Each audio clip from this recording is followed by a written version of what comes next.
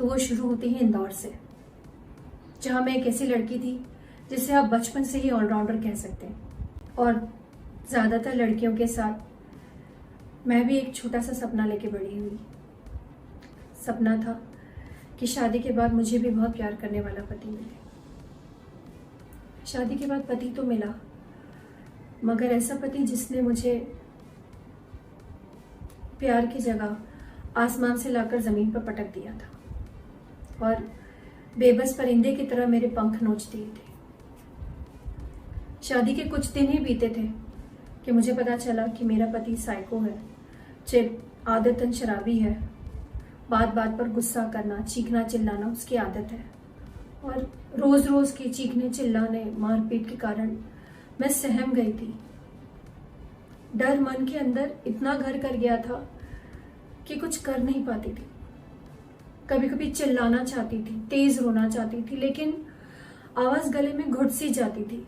और यह सिलसिला लगातार 9 सालों तक चलता रहा।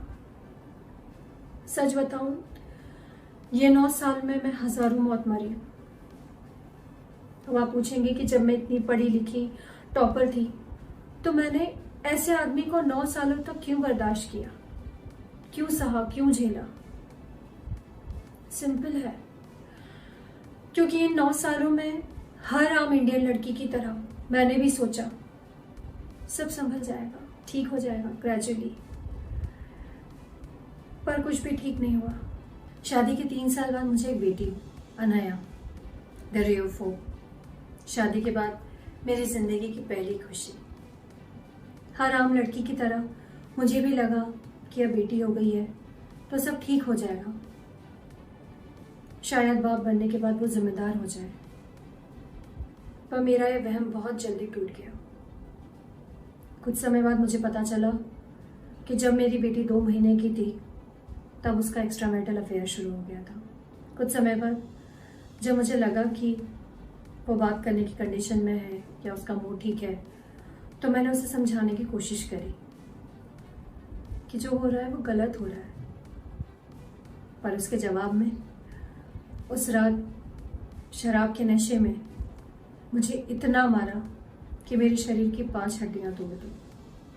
उस रात जब मैं बेबस लहूलुहान रूम की जमीन पर पड़ी थी, चीख रही थी, चिल्ला रही थी, तो भी मेरे इन लॉज मुझे बचाने नहीं आए। किसी ने मेरी मदद नहीं करी। रात के 12 बजे से लेकर सुबह 8 बजे तक उसी कंडीशन में मुझे कमरे में बंद करके रखा गया और मेरी सेल्फ एस्टीम एकदम बर्बाद हो चुकी थी। पर मैं अपनी बेटी की सेल्फ एस्टीम खत्म नहीं होने देना चाहती थी। मैं नहीं चाहती थी कि वो भी मेरी तरह डरना, सहमना और बेबस होकर जीना सीख ले या घर गलत बात को मानना शुरू कर दे। उसके बाद जब पति घर से बाहर गया तो मैंने अपनी बेटी का हाथ थामा और ससुराल की दहलीज पार कर ली। ससुराल की दहलीज पार करने का फैसला मेरा पहला कदम था। अपने पिता के घर आकर मेरा दूसरा बड़ा फैसला अपने पति के खिलाफ पुलिस में रिपोर्ट कराने का था। इस एफआईआर के बाद मैं मेरे सास ससुर की नजरों में विलन बन चुकी थी। पर अब मुझे जीना था, सर उठा के जीना था, अपने लिए, अपनी बेटी के लिए। कुछ कम पैसे, कुछ तंगी में जीना था, लेकिन सेल्फ एस्टीम के साथ जीना था। मैंने अपने पांव पे खड़े होने की कवायद शुरू कर दी। कॉलेज टाइम में इंटीरियर डिजाइनिंग का कोर्स किया था। उसी के जरिए जगह जगह जॉब के लिए अप्लाई करना शुरू कर दिया। एक जगह जॉब भी मिला कॉलेज में पढ़ाने का। साथ साथ मैंने फ्रीलांस इंटीरियर डिजाइनिंग शुरू कर दिया। सुबह कॉलेज में लेक्चर लेती, दोपहर को इंटीरियर की साइट पे जाती, शाम को फिर किसी प्रोजेक्ट का लेआउट बनाती। फ्रीलांस काम को मैंने अपना एक परमानेंट बिजनेस बना लिया, काम बना लिया। और कई सालों की मेहनत के बाद मैंने अपनी कंपनी क्रोम इंटीरियर डिजाइनर्स की शुरुआत करी। पर मैंने अपनी जिंदगी से एक सबक सीखा है कि चाहे लाइफ में कुछ भी हो जाए, उम्मीद नहीं खोनी चाहिए।